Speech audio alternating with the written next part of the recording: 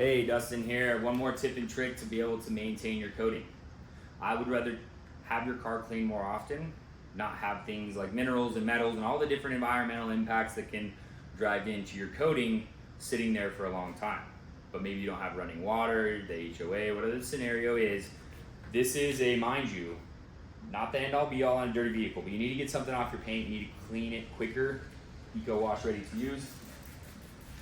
We're gonna pre-spray the entire panel.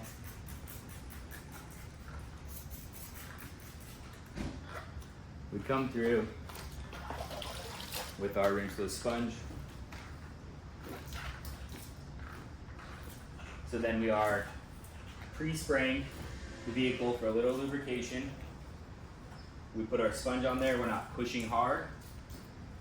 We go top to bottom. You saw me flip the sponge, so now we have a super clean side. We take our nice dry towel. I'm only flipping it because I found this side absorbs a little better. And then top to bottom. No pressure, we're not trying to push on the paint.